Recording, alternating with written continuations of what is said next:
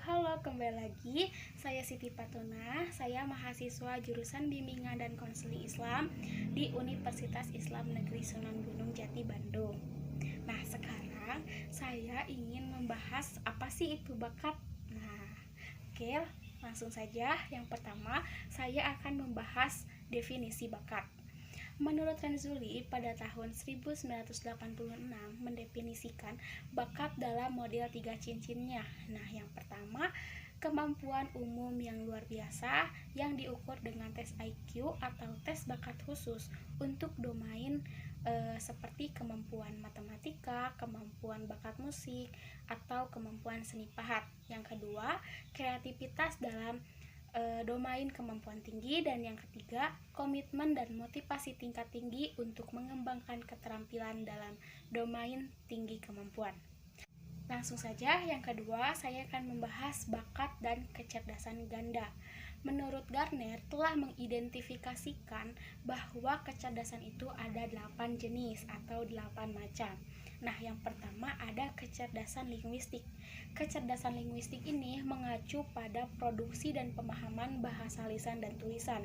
Kecerdasan ini mempunyai kapasitas untuk mengklarifikasi, meyakinkan, dan menjelaskan, serta kecerdasan ini mempunyai kepekaan terhadap nuansa halus arti dalam bahasa. Nah, untuk kecerdasan yang kedua yaitu kecerdasan matematis logis.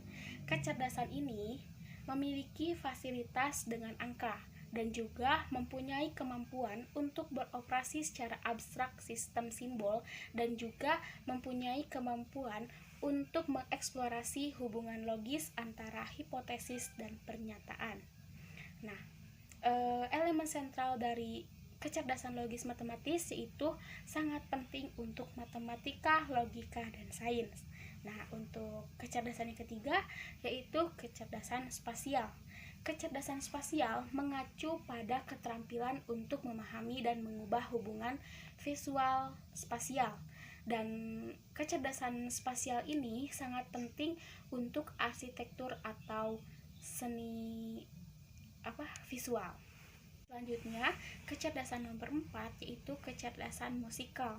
Kecerdasan musikal mempunyai kepekaan terhadap ritme, nada, dan timbre. Nah, ketiga tersebut adalah komponen utama musikal intelijen. Nah, untuk kecerdasan yang kelima yaitu kecerdasan kinestetik tubuh. Kecerdasan kinestetik tubuh mengacu pada kepekaan dan kendali atas gerakan tubuh. Nah, kecerdasan ini sangat penting untuk atletik dan tari. Selanjutnya, kecerdasan interpersonal. Nah, kecerdasan interpersonal ini mempunyai kepekaan terhadap niat dan keinginan orang lain, dan juga mempunyai kemampuan untuk mempengaruhi orang lain dengan cara yang diinginkan. Nah, itu elemen utama dari kecerdasan interpersonal. Yang ketujuh, ada kecerdasan intrapersonal.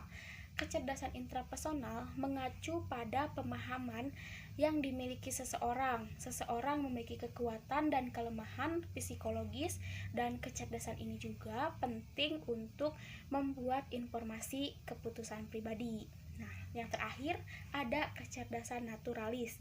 Kecerdasan naturalis ini melibatkan pemahaman pola yang ditemukan di alam lingkungan. Nah, selanjutnya saya akan membahas tentang penampilan berbakat awal.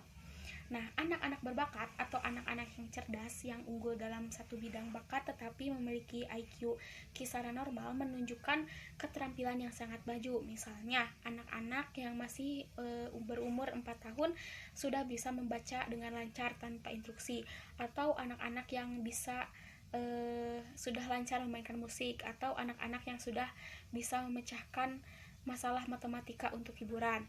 Nah, anak-anak berbakat yang didefinisikan dengan cara ini berbeda dengan anak-anak yang mempunyai IQ cukup tinggi, yaitu IQ yang mempunyai sekitar 130 atau 140, yang menunjukkan sangat baik dari kinerja berbagai kegiatan maupun akademis atau non-akademis. Genetik dan lingkungan dari bakat.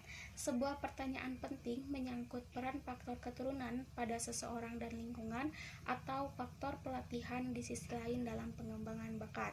Pengamatan berulang bahwa Kemampuan tinggi dalam keluarga mendukung pandangan bahwa bakat itu sebagian merupakan keturunan.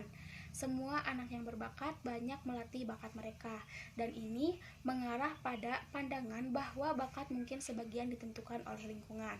Namun, tingginya tingkat latihan yang ditunjukkan oleh anak-anak yang berbakat mungkin merupakan hasil dari memiliki bakat yang hebat.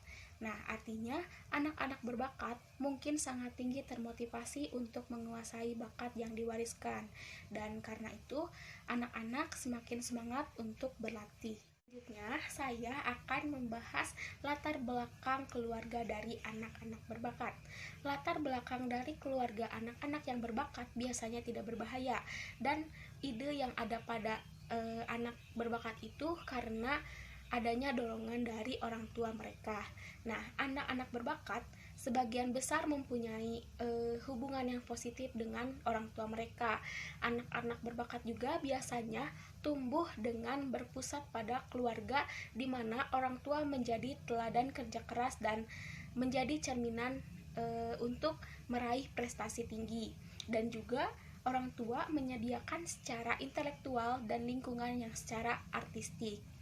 Nah, anak-anak berbakat dari keluarga tersebut mempunyai tingkat pengasuhan dan stimulasi yang tinggi, menunjukkan penyesuaian keseluruhan yang lebih baik dan lebih banyak lagi untuk mempunyai bakat mereka secara konsisten dibanding dengan anak-anak berbakat lainnya yang kurang dorongan atau kurang dukungan dari keluarga. Selanjutnya, yaitu penyesuaian psikologis anak-anak berbakat. Anak-anak berbakat menunjukkan 2 kali lipat tingkat masalah penyesuaian dengan perilaku anak-anak yang tidak berbakat. Mungkin ini karena fakta bahwa kinerja tinggi mereka dapat mengarah pada mereka menjadi bosan dengan tugas sekolah rutin dan terisolasi secara sosial dari teman-teman mereka. Anak-anak berbakat mendambakan waktu sendiri untuk melatih bakat mereka, tetapi mereka juga mendambakan teman dari rekan yang mempunyai pemikiran yang sama, namun itu sulit untuk ditemukan. Mereka juga mungkin menyembunyikan bakat mereka untuk mendapatkan keuntungan penerimaan dari rekan-rekan yang tidak berbakat. Baik, yang terakhir saya akan membahas proses otak dan bakat. Studi proses neuropsikologis dan psikofisiologis menunjukkan bahwa beberapa anak-anak berbakat secara biologis berbeda dari rekan mereka yang normal. Misalnya, subkelompok anak-anak berbakat dengan mempunyai bakat seni, bakat musik, bakat matematika, dan bakat lainnya yang berbasis non-bahasa memiliki organisasi otak atifikal yang menopangnya bakat yang tidak biasa. Secara khusus, mereka telah meningkatkan perkembangan belah kanan. Namun, keuntungan konstitusional seperti itu seringkali memerlukan biaya, dan anak-anak seperti itu biasanya memiliki lebih banyak kesulitan yang berhubungan dengan bahasa, seperti disleksia, gangguan autoimun, dan masalah penyesuaian perilaku dibandingkan anak-anak non-berbakat. Cukup sekian dari pembahasan mengenai bakat. Selanjutnya akan ada pembahasan mengenai kreativitas dan kebijaksanaan yang akan dijelaskan oleh teman-teman saya. Nanti akan saya simpan linknya di deskripsi. Nah, mungkin cukup sekian dari saya. Mohon maaf apabila terdapat banyak kesalahan. Wassalamualaikum warahmatullahi wabarakatuh.